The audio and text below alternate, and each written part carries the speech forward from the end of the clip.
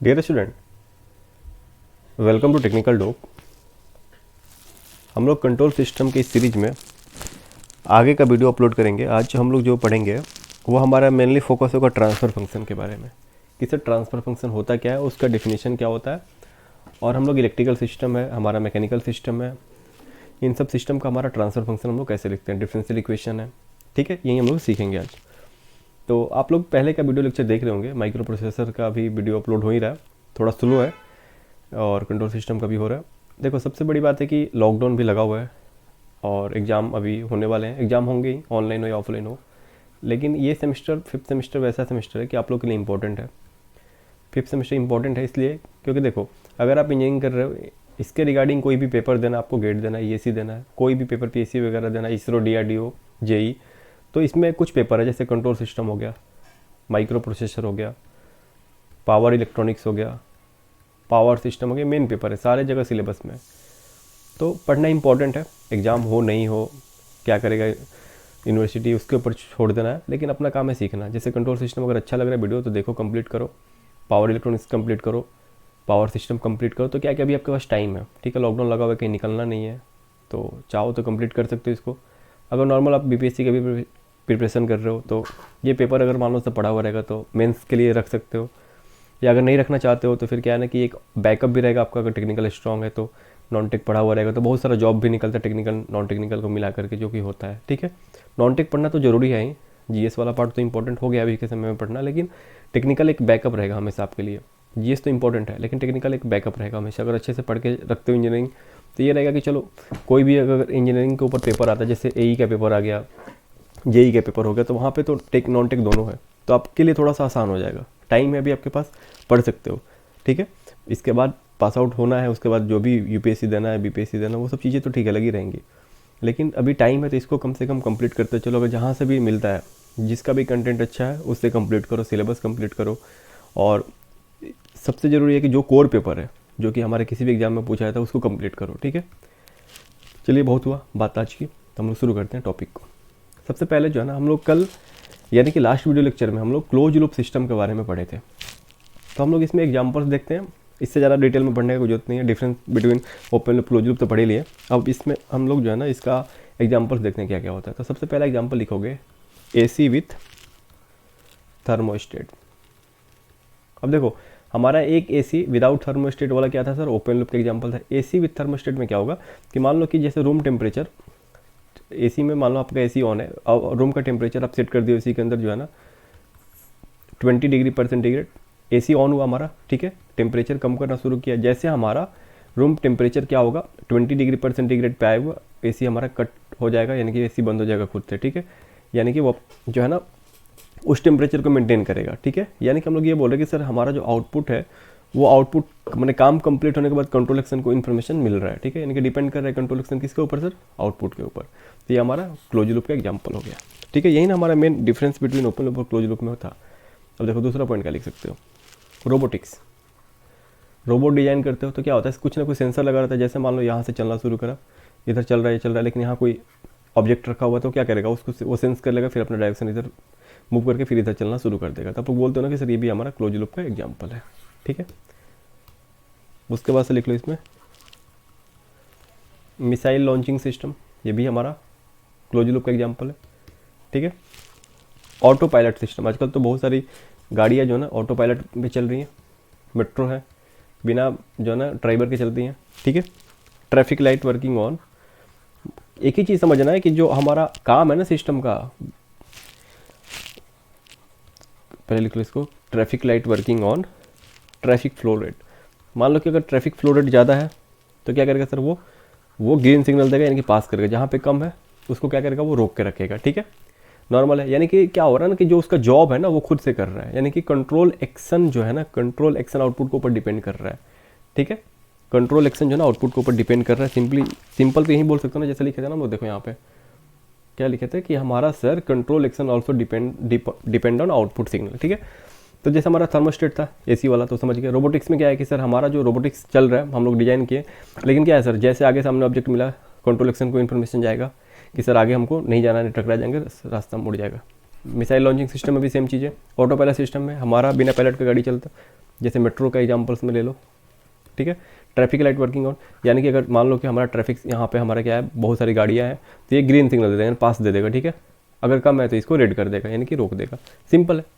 यानी कि सर हमारा जो जॉब है ना, ये जॉब खुद से हो रहा है, हमारा इसमें कोई इन्वॉल्वमेंट नहीं है, यानी कि हमारा कंट्रोल एक्शन आउटपुट के अनुसार काम कर रहा है, ठीक है।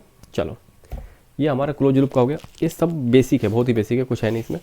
अब हम लोग देखते हैं कि सर हमारा ट्रांसफ़र फंक्शन क्या होता है, और ट्रांसफ़र फंक्शन में हम लोग क्या क्या चीज़ें पढ़ेंगे, उसको हम लोग अभी पढ़ना शुरू करेंगे सर, कि ट्रांसफ़र फंक्शन होता है क्या। सबसे पहले हम लोग ट्रांसफ़र फंक्शन का डेफिनेशन पढ़ेंगे। मेनली ये वीडियो जो है ना कंप्लीट ट्रांसफ़र फंक्शन के ऊपर ही है, तो चलो हम लोग शुरू करते हैं। ट्रांसफ़र फंक्शन के बारे में हम लोग पढ़ते हैं सर, कि ये ट्रांसफ़र फंक्शन होता क्या है, ठीक है। इंपॉर्टेंट है जानना क्या होता है। बहुत सारे लोग को तो डेफिनेशन में डाउट हो जाता है कि सर ट्रांसफ़र फंक्शन होता क्या है, कुछ बोल देते हैं। चलो लिखो इसमें,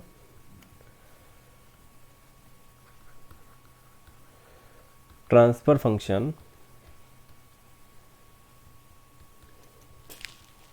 of LTI system is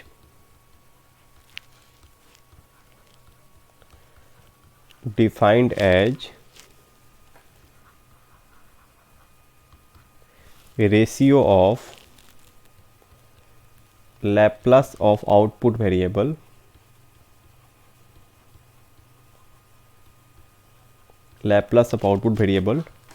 to Laplace of input variable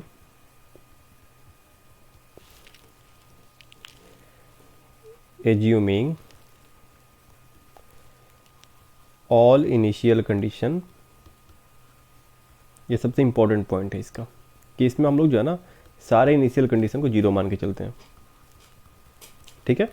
देखो सिंपली तो कोई भी बोल देता है कि सर लैप्लास ट्रांसफॉर्मेशन जो होता है क्या होता है sir, ratio of Laplace transfer function हमारा जो होता है Laplace transformation of output input का रेशियो होता है। लेकिन इसमें इंपॉर्टेंट पॉइंट क्या है ना, कि आपको ये याद रखना है कि सर ये इनिशियल कंडीशन हमारा किसी भी सिस्टम का क्या होना चाहिए, जीरो होना चाहिए। ये भी इंपॉर्टेंट पॉइंट है, ठीक है, ये आपको ध्यान में रखना है।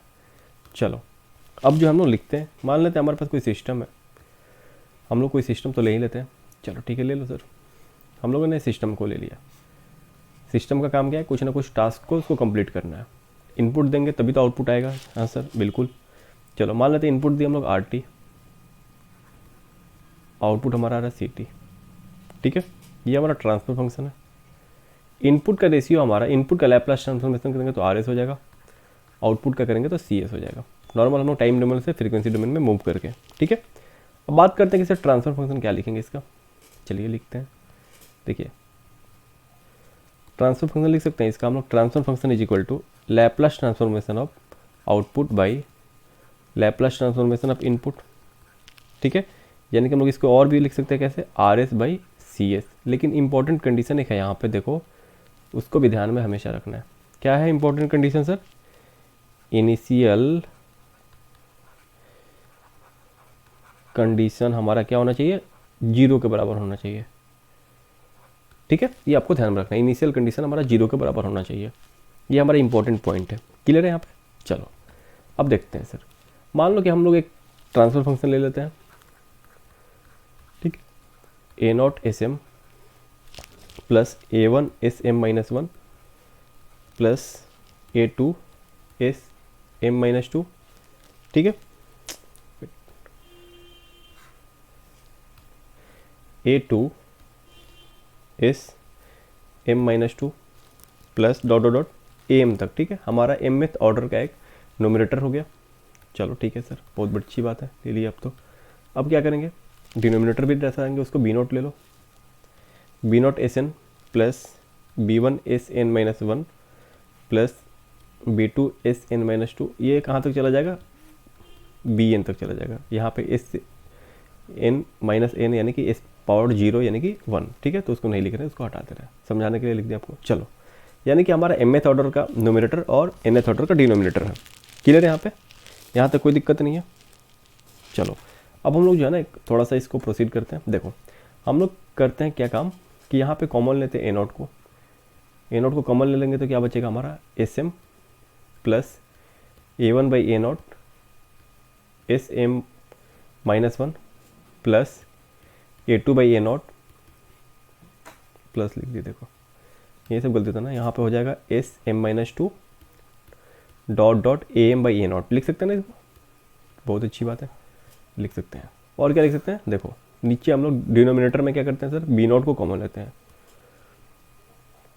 SN plus B1 by B0 SN-1 plus B2 by B0 SN-2, कहाँ तक हम लोग लेंगे, B0 BN तक, ठीक है, ये हमारा हो गया, ये हमारा हो गया। अब जो है देखो हमारा क्या है ना सर कि हम लोग इसको अब हम लोग पोल और जीरोज में दिखा देते हैं, ठीक है, पोल और जीरोज में हमारा A0 बाई B0 हमारा कांस्टेंट हो गया, बाकी हमारा सर पोल और जीरोज हो गया। चलो यानी कि नोमिनेटर में हमारा होगा जीरोज और डिनोमिनेटर में होगा poles.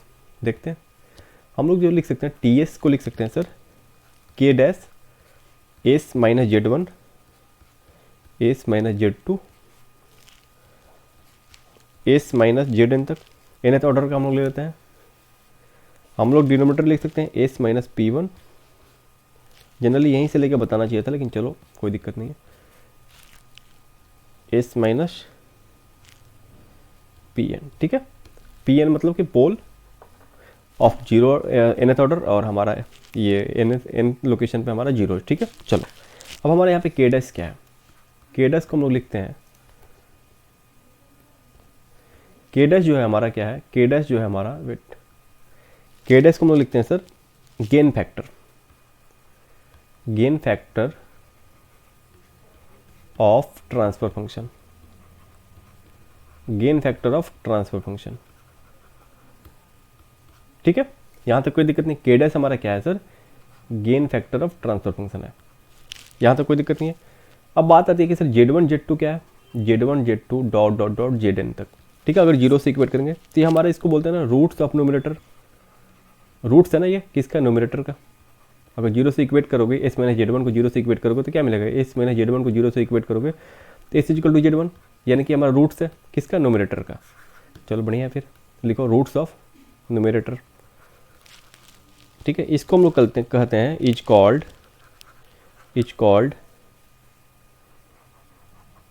Called zeros of transfer function, zeros of transfer function, यानी कि रूट्स ऑफ नोमिनेटर को क्या बोलते हैं, जीरोज ऑफ ट्रांसफर फंक्शन, ठीक है, इसको आपको ध्यान में रखना है, इसको आपको ध्यान में रखना है, इसको जीरोज बोलते हैं। अब जो है ना, अगर डिनोमिनेटर के रूट्स को हम लोग लिखेंगे, क्या लिखेंगे, अगर इस माइनस P1 को जीरो से इक्वेट करेंगे तो इस इक्वल टू P1 होगा, तो इसको क्या लिखेंगे वो देखते हैं हम लोग।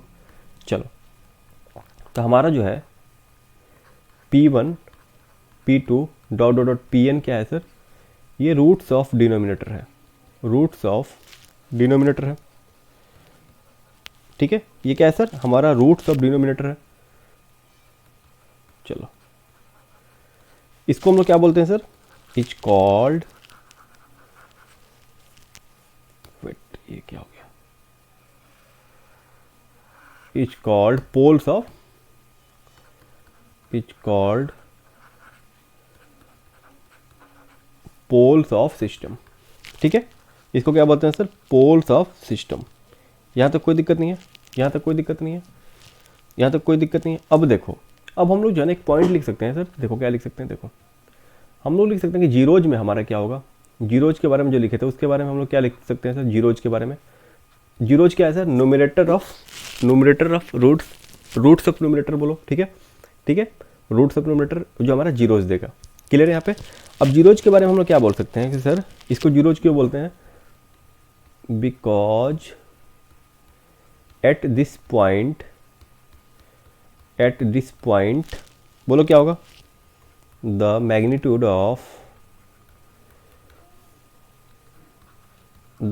Of transfer function is become zero, ठीक है, ये जीरो हो जाएगा।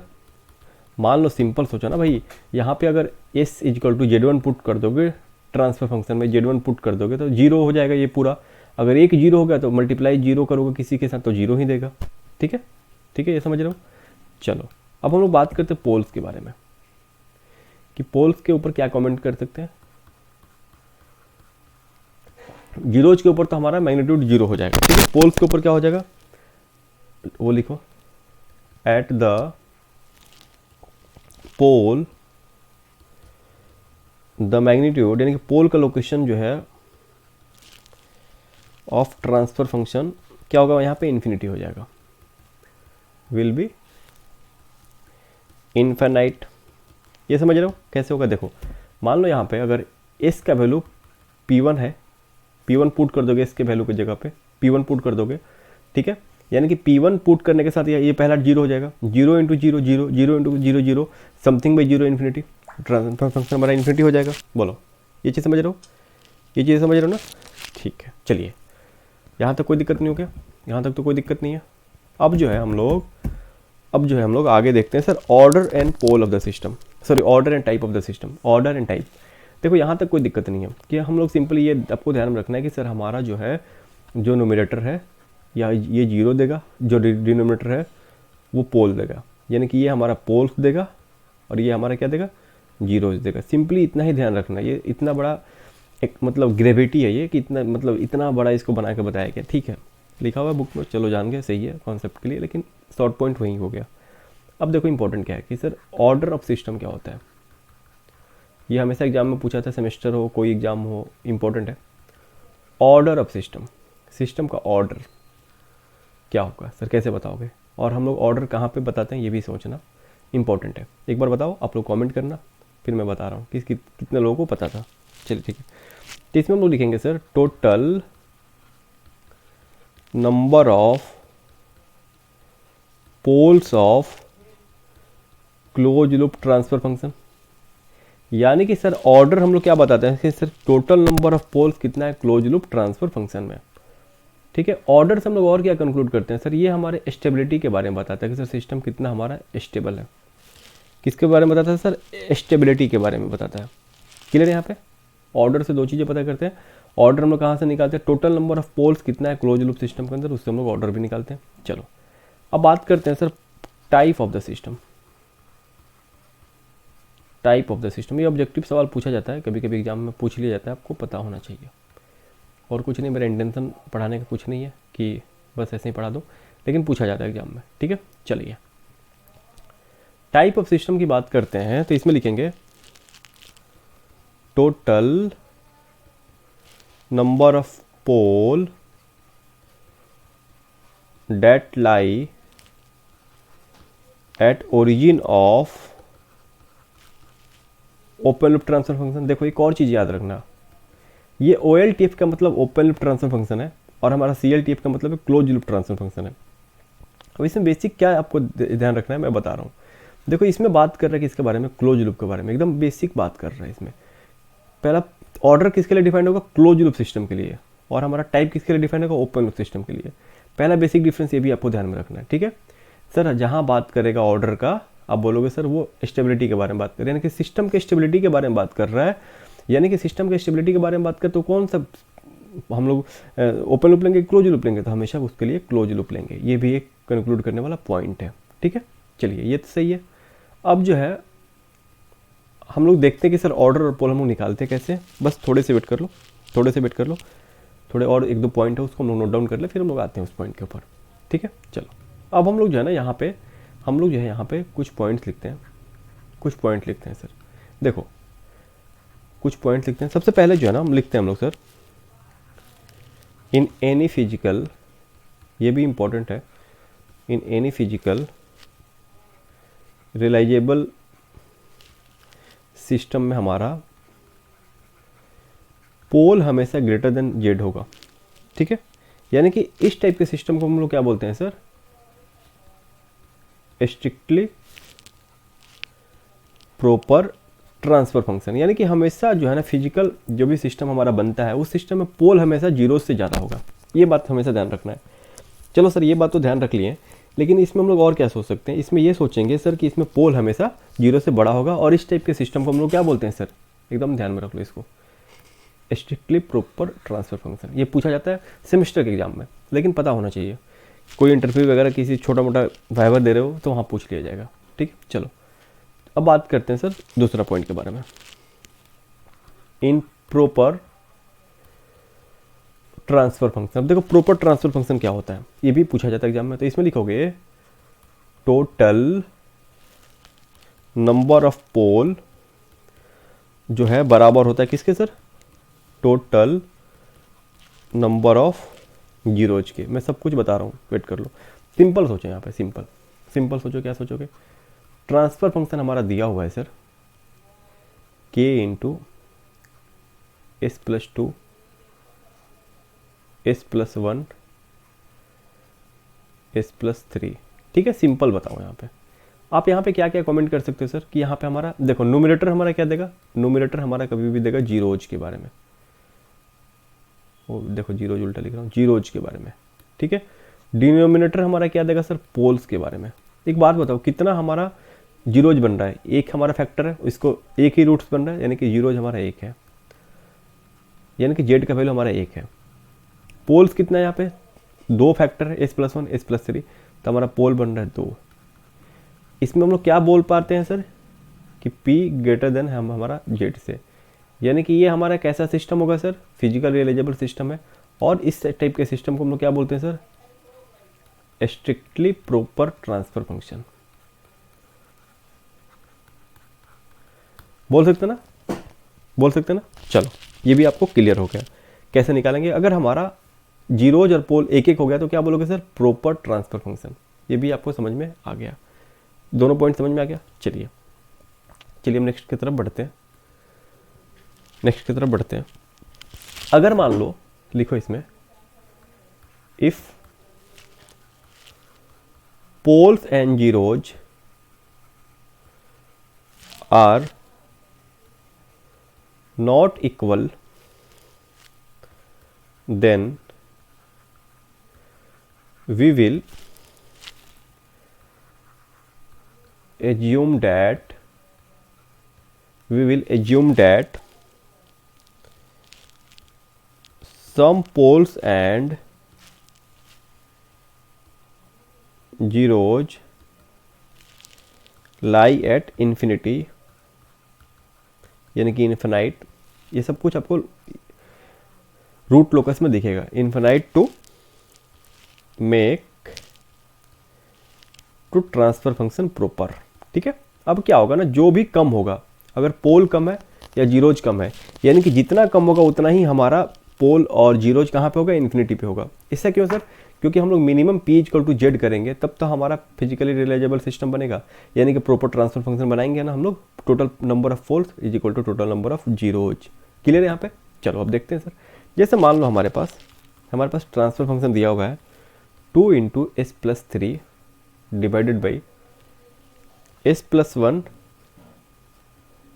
एस प्लस 5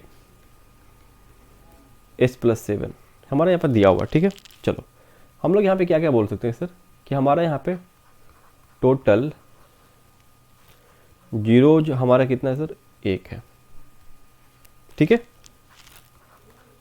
टोटल पोल्स कितने हमारे पे, 3 है। कैसे बोल सकते हो सर, क्योंकि हमारे पास 1 फैक्टर 2 फैक्टर 3 फैक्टर, डिनोमिनेटर हमारा पोल देता है, न्यूमरेटर हमारा जीरोज देता है। ठीक है, यहाँ तक सही है। अब जो है यहाँ पे हमारा केस बन गया P ग्रेटर देन जेड का, लेकिन हमने क्या बोला है कि if poles and zeros are not equal then we will assume that some poles and zeros lie at infinite. यानी कि हम लोग बोल रहे हैं कि सर हमारे यहाँ पे पोल 2 ज़्यादा है, यानी कि 2 जीरोज हमारा कहाँ पे होगा, इन्फिनिटी पे होगा। ऐसा क्यों किया सर, क्योंकि ये अब हमारा जो है जीरोज भी हो गया 3 और पोल भी हो गया 3। हमको क्या बनाना है सर, इसको स्ट्रिक्टली प्रॉपर, सॉरी इसको ट्रांसफर फंक्शन जो है ना, इस ट्रांसफर फंक्शन को प्रॉपर ट्रांसफर फंक्शन बनाना है इसीलिए। ठीक है, तो यहाँ पे लिखोगे सो वी विल एज्यूम 3 - 1 यानी कि 2 zeros of system lies at infinite. Very good, चलो यहाँ तक क्लियर हो गया, यहाँ तक क्लियर हो गया। यानी कि 2 जीरोज हमारे कहाँ पे, इन्फिनिटी के ऊपर है, 2 जीरोज हमारे कहाँ पे, इन्फिनिटी के ऊपर है। चलो वेरी गुड, यहाँ तक समझ गए सर। अब हम लोग थोड़ा सा close loop system, open loop system का एनालिसिस करते हैं और कुछ सवाल भी करेंगे सर। चलो करते हैं। ठीक, अब देखो हम लोग सबसे पहले लेते हैं यहाँ पे close loop system. Close loop system का हम लोग करते हैं एनालिसिस, ज़रूरी भी है, कर लेते एक बार, चलो आना भी चाहिए, सही है। देखो हम लोग एक सिस्टम डिजाइन करते हैं,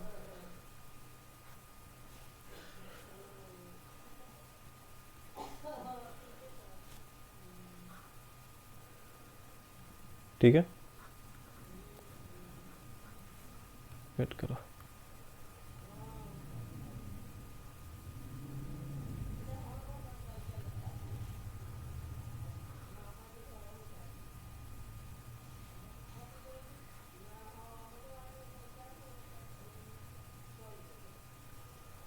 चलो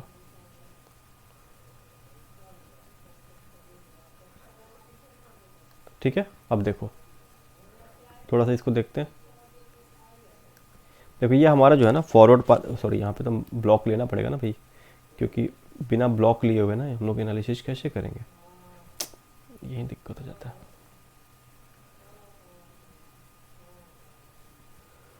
देखिए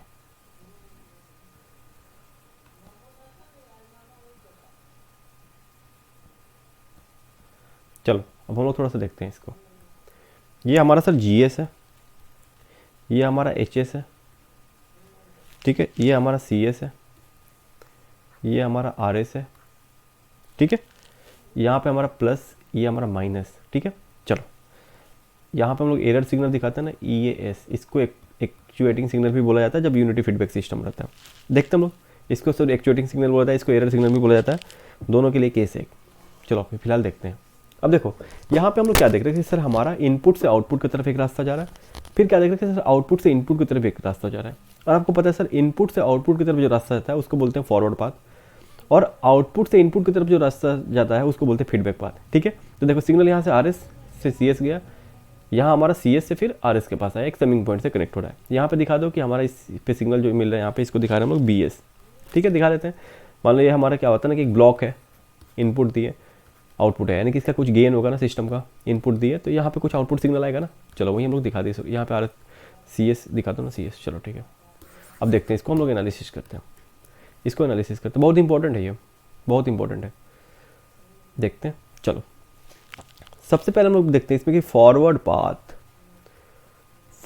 पाथ ट्रांसफर फंक्शन हमारा क्या होगा सर। यानी कि देखो हम लोग फॉरवर्ड पाथ ट्रांसफर फंक्शन की बात करते हैं, यानी कि इनपुट से आउटपुट की तरफ, तो हमारा फॉरवर्ड पाथ ट्रांसफर फंक्शन जो होगा ना सर, उसको हम लोग लिखते हैं सर GS।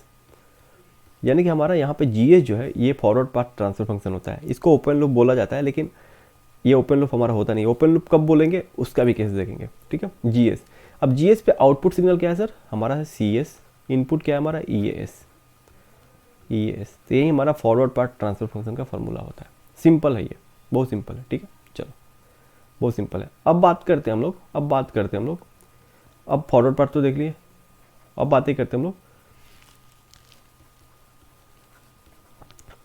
फीडबैक पाथ, क्योंकि आपको भी पता है ट्रांसफर फंक्शन जैसे GS जो लिख रहे हो ना, GS लिख रहे हो, यानी कि रेशियो ऑफ आउटपुट और इनपुट, आउटपुट का रेशियो CS है, तो इनपुट का रेशियो हमारा क्या है यहाँ पे, GS में इनपुट क्या है सर हमारा E/AS है, ठीक है, यही ना हमारा। चलो अब बात करते हैं फीडबैक पाथ ट्रांसफर फंक्शन की। अब बात जब फीडबैक पाथ ट्रांसफर फंक्शन की करी दी है, तो फीडबैक पाथ जो है ना हमारा, देखो ये रास्ता फीडबैक है, इनपुट इसके लिए क्या हो जाएगा CS, आउटपुट क्या हो जाएगा BAS, यानी कि इस फीडबैक पाथ के ऊपर आउटपुट सिग्नल क्या है BS, इनपुट क्या है CS। यहाँ से हमारा देखो टेकअप पॉइंट है, इसको बोलते हैं टेकअप पॉइंट, आगे पढ़ेंगे हम लोग। यानी कि यहाँ पे जो इनपुट होगा, यहाँ पे जो होगा यहाँ पे भी आएगा CS, यानी कि ये हमारा हो गया CS, यहाँ तक आएगा, ठीक है।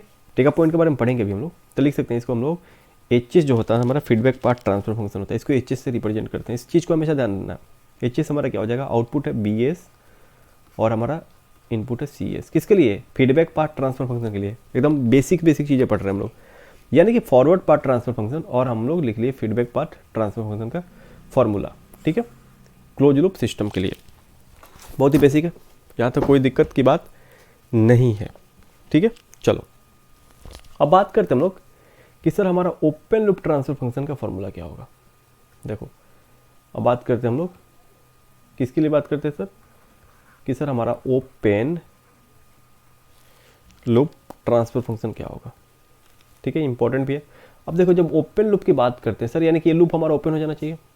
देखो एक मैं रफली ड्रॉ कर रहा हूँ कि सर ओपन लूप में हमारा क्या होता है। देखो यानी कि हमारा यहाँ पे है जीएस, या आउटपुट है, ठीक है, ये हमारा जो है ना ओपन हो जाना चाहिए यहाँ से। ये हमारा ओपन हो गया, लूप नहीं बनना चाहिए ना, ओपन लूप का मतलब कि लूप नहीं बनना चाहिए। चलो सर ओपन कर दिया यहाँ पे, चलो लूप नहीं बन रहा ना, कोई लूप नहीं बन रहा इसमें। यहाँ हमारा आर एस है, ये हमारा बी एस है, ये हमारा एच एस है, ये हमारा सी एस है, ये हमारा ई एस है, ये हमारा जो है ना जी एस है, यही से हमारा। चलो तो हम लोग क्या बोल रहे हैं कि सर हम लोग बात कर रहे हैं, हम लोग बात कर रहे हैं किसके लिए सर, ओपन लूप के लिए। तो एक बात बताओ, ओपन लूप जो बना है सर, हम लोग ई एस से चले और देखो यहाँ तक आ रहा है कि नहीं आ रहा है, यहाँ ओपन हो रहा है कि नहीं हो रहा है। यानी कि अब बताओ ओपन लूप के केस में हमारा इनपुट क्या हो रहा है, ई एस, आउटपुट क्या हो रहा है, बी एस। तो इसको रीड्रॉ कर सकते हैं। रास्ते में कौन कौन सा गेन मिल रहा है, एक मिल रहा है जी एस, एक मिल रहा है हमारा एच एस, ये हमारा मिल रहा है बी एस, ठीक है। इनपुट क्या हो रहा है हमारा, ई एस। क्लियर क्लियर यहाँ पे बताओ ये सही है कि नहीं सही है, बोलो। ऐसे लिख सकते हैं ना, ऐसे लिख सकते हैं, बोलो यहाँ तक सही है। अब देखो हम लोग जो है ना आगे पढ़ेंगे कि दो ब्लॉक अगर सीरीज में रहे, कैस्केडेड रहे, तो दोनों का गेन आपस में मल्टीप्लाई हो जाता है, ठीक है। तो इसको हम लोग सिंगल ब्लॉक से रिप्लेस कर सकते हैं, दोनों का गेन आपस में मल्टीप्लाई कर सकते हैं। जी एस एच एस, ये हमारा बी एस है, ये हमारा ई एस है। देखो अब यहाँ पे जो है ना हमारा ओपन लूप का गेन क्या है, G S into H S, ठीक है। तो लिखो यहाँ पे, देखो अब जो है इसका लैप्लास ट्रांसफॉर्मेशन लिखना है, इसका गेन लिखना है। तो B S by E S कितने के बराबर होगा, G S into H S. तो ओपन लूप ट्रांसफर फंक्शन का हमारा फॉर्मूला क्या होता है, हमारा देखो पहले रेशियो लिख लो। रेशियो क्या होता है, B S by E S, इसका वैल्यू कितना आता है, G S into H S. तो ओपन लूप ट्रांसफर फंक्शन का जो गेन होता है G S into H S होता है। इसको ध्यान में रखना है हमेशा, देखो इसको ध्यान में रखना है। 2 पॉइंट हो गया, 2 पॉइंट हुआ, 3। अब हम लोग पढ़ेंगे क्लोज लूप ट्रांसफर फंक्शन के बारे में। इस सबका अगर बोलोगे तो मैं डेरिवेशन भी करा दूंगा, कोई इशू नहीं है, ठीक है। अब बात करते हैं सर कि हमारा जो है क्लोज लूप ट्रांसफर फंक्शन है, इसका क्या होगा सर, इसके बारे में क्या बोल सकते हैं। तो देखो क्लोज लूप ट्रांसफर फंक्शन का जो फॉर्मूला होगा, देखो हमारा ये क्लोज लूप ट्रांसफर फंक्शन है, पूरे सिस्टम का मतलब गेन देखना है। यानी कि output C S, input R S, यानी कि इसका C S by R S होता है रेशियो।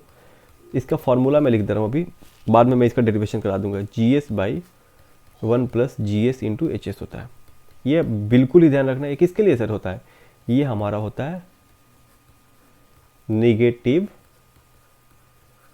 फीडबैक सिस्टम के लिए। अब बोलोगे कि सर निगेटिव फीडबैक सिस्टम कैसे बोलेंगे, तो देखो सर हमारा जो फीडबैक पाथ है, ये फीडबैक पाथ है यहाँ पे किससे कनेक्टेड है, निगेटिव साइन के साथ है ना, यहाँ पे बोलो माइनस साइन के साथ है सिग्नल। अगर वहीं प्लस के साथ रहता है तो पॉजिटिव फीडबैक। तो फार्मूला क्या हो जाता है, मैं लिख देता हूँ उसको भी। तो यहाँ पे फार्मूला होता है G S by 1 minus ji S into H S. ये किसके लिए होता है सर, पॉजिटिव फीडबैक सिस्टम के लिए होता है। ये बहुत ही बेसिक हो गया। 4 फार्मूला देखें हम लोग, 4 फार्मूला क्या देखें, फॉरवर्ड पार्ट ट्रांसफर फंक्शन का गेन कितना होता है, जीएस होता है। ये भी देखें हम लोग, यहाँ पे जीएस होता है, ठीक है। फीडबैक पार्ट ट्रांसफर फंक्शन का गेन क्या होता है सर, एचएस होता है, ठीक है। ओपन लूप ट्रांसफर फंक्शन का गेन क्या होता है, जीएस इंटू एचएस होता है। जीएस इंटू एचएस होता है, हमेशा जीएस नहीं होता है, इसको ध्यान रखना है। क्लोज लूप ट्रांसफर फंक्शन के लिए क्या होता है, GS by 1 plus GS into HS होता है, इसको ध्यान में रखना है आपको।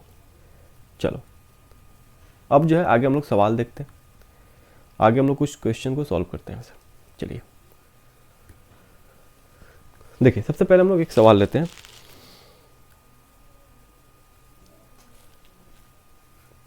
देखो इंपॉर्टेंट है ये सब चीज़ें, बेसिक बेसिक है पॉइंट। मैंने बेसिक वाला मॉड्यूल पहले नहीं पढ़ाया था, इसलिए मैं सबको पढ़ा दे रहा हूँ। हमेशा सिग्नल को एरो से देखना है, कुछ कुछ चीज़ें ध्यान रखना है। देखो हम मैक्सिमम सवाल में जो है ना यूनिटी फीडबैक सिस्टम दिया रहता है, मैक्सिमम सवाल में यूनिटी फीडबैक गेन, यानी कि यूनिटी फीडबैक गेन का मतलब क्या होगा, एच का वैल्यू हमेशा 1 दिया रहेगा, हमेशा। बहुत सारे केस में हमेशा, मतलब कि मैक्सिमम से मैक्सिमम केस में जो है ना 1 ही दिया रहता है एच का वैल्यू। इससे आसान होता है सवाल को सॉल्व करना, कॉम्प्लिकेटेड नहीं होता है, ठीक है, इसीलिए वैसे दिया रहता है, ठीक है।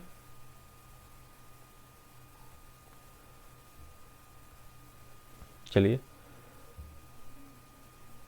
अब देखते हैं,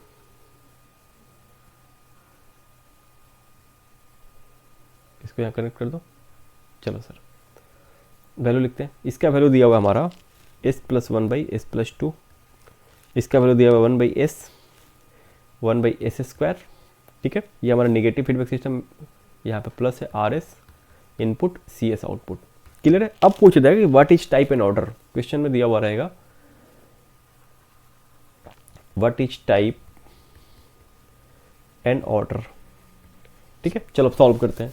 देखो थोड़ा सा बेसिक अभी सीख लो, मैं इसके बाद पढ़ाऊंगा तो उसमें सब क्लियर हो जाएगा। देखो यहाँ पे हमारा दो ब्लॉक जो है ना कैस्केडेड है, s plus 1/s+2 by 1/s। ठीक है, ये दोनों कैस्केडेड है। कैस्केड का मतलब क्या होता है, अब बात ही निकल के आती है कि सर कैस्केड का मतलब क्या होता है। देखो इस सबको मैं मिटा देता हूँ, थोड़ा अच्छा नहीं लग रहा देखने में। चलो अब बात ये निकल के आती है कि सर कैस्केड का मतलब क्या होता है। दोनों हमारा सीरीज बोल सकते हो, एक इनपुट का दूसरा आउटपुट, सॉरी दूसरे का आउटपुट दूसरे का इनपुट पहले, सॉरी दूसरे का इनपुट पहले का आउटपुट कनेक्टेड होता है। चलो ये सब चीज़ें देखेंगे आगे। यहाँ पे क्या देख रहे हैं कि सर दोनों कैस्केडेड है तो दोनों का गेन आपस में मल्टीप्लाई हो जाएगा। तो एक सिंगल ब्लॉक से रिप्लेस कर लेते हैं, s plus 1/s+2 into 1/s। चलो सर बहुत अच्छी बात है, सिंगल ब्लॉक हमारा हो गया। कुछ हम रिड्यूस कर दिए इसको, ये सब सीखेंगे हम लोग, ब्लॉक डायग्राम रिडक्शन टेक्निक में सारा चीज़ सीखेंगे हम लोग। चलो यहाँ पे हमारा 1/s² है। चलो यहाँ पे हमारा RS है। मैक्सिमम हमारा नेगेटिव फीडबैक सिस्टम में रहता है, थोड़ा सा ध्यान दोगे आप लोग। अब देखो हम लोग क्या देख रहे हैं कि सर ये पाथ हमारा जो बन रहा है, ये पाथ जो हमारा बन रहा है ये फीडबैक पाथ है। ठीक है, ये हमारा फॉरवर्ड पाथ है, बन रहा ना। चलो अब हम लोग जो है ना क्या क्या लिख सकते हैं उसको देखते हैं। हम लोग यहाँ पे HS का वैल्यू लिख सकते हैं sir 1/s²। Feedback path gain HS ही होता है ना, देखो यहाँ पे लिखा हुआ है फीडबैक पाथ गेन HS होता है। ठीक है, HS का वैल्यू क्या है 1/s²। देखो यहाँ पे HS ही था ना, ये HS था। फीडबैक पाथ ट्रांसफर फंक्शन का वैल्यू, चलो सही है। अब हम लोग क्या लिख सकते हैं सर, यहाँ पे हम लोग GS क्या लिख सकते हैं, फॉरवर्ड पाथ गेन, यानी कि इनपुट से आउटपुट जाने में कितना गेन मिल रहा है, s plus 1/s+2 into 1/s। ठीक है, यहाँ तक कोई दिक्कत नहीं। GS HS का पता चल गया हम लोग को, GS HS का पता चल गया। अब देखो एक चीज़ ध्यान दो, टाइप हमारा किसके लिए डिफाइन होता है, टाइप ऑफ द सिस्टम हमारा डिफाइन होता है total number of pole that lie at origin of open loop transfer function. यानी कि हम लोग यहाँ पे क्या लिखना होगा, ओपन लूप ट्रांसफर फंक्शन लिखना होगा। तो ओपन लूप ट्रांसफर फंक्शन का फॉर्मूला क्या होता है, GS इंटू HS होता है। क्या होता है, GS इंटू HS होता है। ठीक है, GS इंटू HS होता है ना, यहाँ पे देखो निकाला हूँ मैं GS इंटू HS, दोनों को लिख दो। GS का वैल्यू क्या आया सर, GS का वैल्यू हमारा जो आया है s plus 1/s+2 into 1/s, s plus 1/s+2 into 1/s। HS का वैल्यू क्या है यहाँ पे 1/s² इंटू 1/s²। तो इसको हम लोग लिख सकते हैं sir 1/s³ s+2 into s+1, इसको लिख सकते हैं ऐसे, कोई दिक्कत नहीं, ओपन लूप ट्रांसफर फंक्शन। अब देखो सर हमारा जो है ना, हमारा जो है टाइप क्या बताता है कि total number of pole that lie at origin. Origin के ऊपर कितना पोल है, टोटल पोल तो यहाँ पे बोल सकते हो ना सर, टोटल पोल क्या बोल सकते हो, टोटल पोल बोल सकते हो सर। हमारा यहाँ पे हाईएस्ट पावर कितना हो जाएगा, टोटल पोल कितना हो जाएगा हमारा 4। लेकिन सर ओरिजिन के ऊपर कितना पोल है, ओरिजिन के ऊपर हमारा पोल है 3। यानी कि ओरिजिन के ऊपर मतलब कि सर हमारा ये s⁻n, यानी कि जो हमारा फैक्टर यहाँ पे जिसको 0 से इक्वेट करेंगे, यहाँ पे हमारा कोई फैक्टर नहीं, यानी कि s = 0 आ रहा है। इसका कितना पावर है, पावर 3 है। यानी कि हम लोग बोल सकते हैं कि 3 पोल हमारा ओरिजिन के ऊपर है। ठीक है, चलो तो हम लोग यहाँ पे बोल सकते हैं कि सर हमारा जो टाइप होगा, हमारा यहाँ पे लिख सकते हैं, यहाँ पे लिख दो 3 पोल एट ओरिजिन। यानी कि हम लोग बोल सकते हैं कि हमारा जो सिस्टम है ना, देन टाइप 3 सिस्टम हमारा है। ठीक है, इसको हम लोग बोल सकते हैं ना, इसको हम लोग टाइप 3 सिस्टम बोल सकते हैं। अब जो है हम लोग बात करते हैं, अब हम लोग बात करते हैं sir close loop transfer function की। तो इसका फार्मूला हमारा क्या होता है, इसको CS/RS लिखते हैं ना, इसका फार्मूला होता है GS/1 plus GS into HS negative feedback system के लिए। और देखो दिया भी होगा नेगेटिव फीडबैक सिस्टम, देखो नेगेटिव साइन के साथ कनेक्टेड है ना ये। चलो तो हम लोग लिख सकते हैं यहाँ पे GS का वैल्यू क्या था हमारा, GS का वैल्यू क्या था, देखो इसको लिखोगे ना तो हमारा एक्सप्रेशन क्या आएगा वो मैं लिख दे रहा हूँ, आप एक बार चेक कर लेना इसको। GS HS का वैल्यू बैठा दोगे आप, आपका अपना काम है यहाँ पे, इसको कुछ नहीं करना है। देखो हम लोग यहाँ पे जो है ना, यहाँ पे लिख दिए। अब देखो यहाँ पे हमारा डिनोमिनेटर क्या देगा, पोल्स देगा। ये हमारा पोल्स देगा, ये हमारा जीरोस देगा। तो हम लोग जो है ना, देखो हम लोग क्लोज लूप ट्रांसफर फंक्शन क्यों लिखे, क्योंकि ऑर्डर फाइंड आउट करना है। ऑर्डर हम लोग कैसे निकालते हैं, total number of poles of close loop transfer function. देखो क्लोज लूप ट्रांसफर फंक्शन में टोटल पोल्स कितने हैं सर, टोटल पोल्स कितने हैं सर, हमारे जो है ना हाईएस्ट पावर 4 ही आएगा ना यहाँ पे, तो हम लोग बोल सकते हैं 4 पोल है। जितना हाईएस्ट पावर होगा उतना ही रूट्स मिलेंगे। पोल्स हमारे 4 हैं, पोल्स 4 है, यानी कि ऑर्डर कितना हुआ सर, ऑर्डर हमारा हो गया 4। तो हमेशा इस बात को ध्यान देना कि सर ऑर्डर हमारा क्लोज लूप के लिए डिफाइन होता है और हमारा टोटल पोल देखता है। टाइप हमारा ओरिजिन के ऊपर कितना पोल है उसके लिए होता है, जो कि हमारा ओपन लूप ट्रांसफर फंक्शन से हम लोग लिखते हैं। यहाँ तक कोई दिक्कत नहीं है, यहाँ तक कोई दिक्कत नहीं है, बोलो यहाँ तक कोई भी प्रॉब्लम नहीं है। अब हम लोग थोड़ा सा आगे बढ़ते हैं सर, अब हम लोग थोड़ा सा आगे बढ़ते हैं, चलो थोड़ा सा और आगे बढ़ते हैं। अब हम लोग देखते हैं ट्रांसफ़र फंक्शन के बारे में थोड़ा सा और डिटेल में, ट्रांसफ़र फंक्शन के बारे में और थोड़ा सा डिटेल में देखते हैं।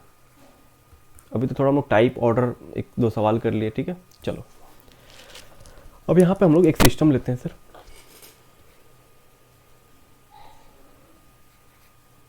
यहाँ पे हम लोग एक सिस्टम लेते हैं।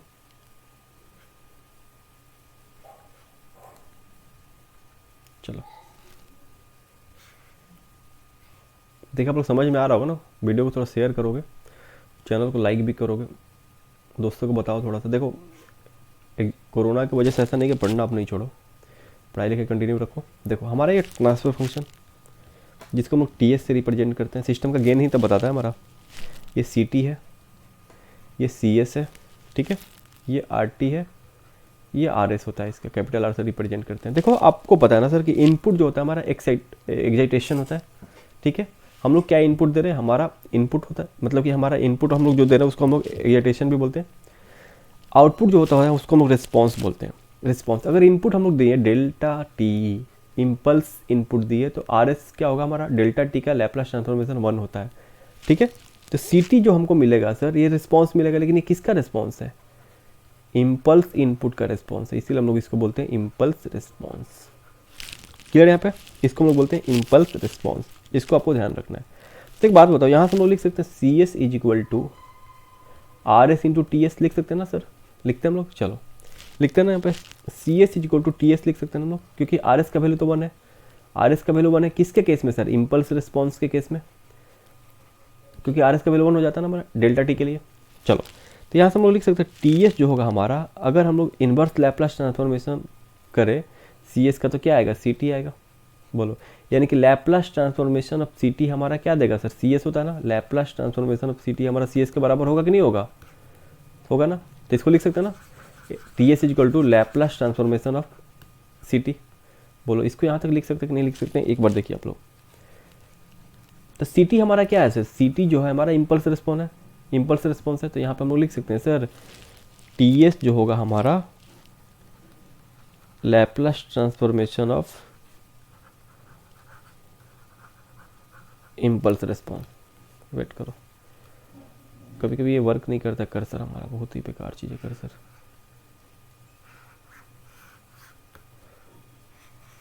चलिए, यानी कि हम लिख सकते हैं सर, यहाँ पर लिख सकते हैं हम लोग इम्पल्स रिस्पॉन्स, ठीक है। यानी कि ट्रांसफर फंक्शन निकालना होगा तो क्या कर दोगे सर, लैप्लास ट्रांसफॉर्मेशन का इम्पल्स रिस्पॉन्स कर दोगे। एक बार गेट में सवाल ही इस पे आया है, ठीक है, एक बार गेट में इसके ऊपर सवाल आया है, बहुत ही बेसिक है। चलो यहाँ तो कोई दिक्कत नहीं है, यानी कि हम लोग लिख सकते हैं यहाँ पे एक पॉइंट के रूप में कि sir transfer function is characteristics of system,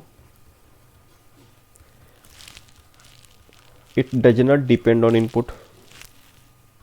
ये चीज़ दिख गया ना आपको, डिपेंड ऑन इनपुट सिग्नल, ठीक है। यहाँ तक बताओ कोई दिक्कत है आपको, यहाँ तक में कोई दिक्कत है, यहाँ तक में कोई दिक्कत है आपको, बोलिए। यहाँ तक में कोई दिक्कत है कि हम लोग चाहें तो सर इम्पल्स रिस्पॉन्स से भी ट्रांसफर फंक्शन निकाल सकते हैं। अब हम लोग एक और ट्रिक सीखते हैं यहाँ पे छोटा सा, कि अगर हमारे पास if close loop transfer function, रुको मैं बता रहा हूँ इसको अच्छे से बता रहा हूँ। अगर हमारे पास क्लोज लूप ट्रांसफर फंक्शन दिया हुआ है न्यूमरेटर और डिनोमिनेटर के फॉर्म में दिया हुआ रहता है ना हमेशा। चलो ठीक है सर, तो हम लोग इसको ओपन लूप में कैसे कन्वर्ट करेंगे direct. Then open loop transfer function निकालना होगा तो कैसे करेंगे सर? कुछ नहीं करना है, न्यूमरेटर को सही रखना है सेम, डिनोमिनेटर से न्यूमरेटर को सब्ट्रैक्ट कर देना है। अब एक चीज ट्रिक कैसे याद रखोगे, देखो sir close loop transfer function हमारा सिस्टम का ओवरऑल गेन बताता है, ठीक है, ओवरऑल गेन यानी कि हमारा आउटपुट बाई इनपुट का रेशियो। क्लोज लूप हमारा जो होता है ना GS इंटू HS होता है। तो हम लोग ये बोल सकते हैं कि सर हमको जो है ना क्लोज लूप के गेन का वैल्यू कम होता है, सोचने के लिए बस, यानी कि हम लोग क्या करेंगे, सब्ट्रैक्ट करेंगे किस में से, डिनोमिनेटर में, किसको, न्यूमरेटर से, ठीक है। चलो ये चीज़ सही है। दूसरा पॉइंट देखो, अगर हमारे पास if open loop transfer function हमारा दिया हुआ है न्यूमरेटर और डिनोमिनेटर के फॉर्म में, और डायरेक्ट आपको लिखना हो क्लोज लूप ट्रांसफर फंक्शन, तो देखो आपको छोटा से बड़ा जाना है। क्लोज लूप ट्रांसफर फंक्शन का वैल्यू कम हो सकता है ना, अब sorry open loop transfer function का वैल्यू तो कम हो सकता है, अब क्लोज लूप ट्रांसफर फंक्शन में जाना है यानी कि वैल्यू ज़्यादा होगा।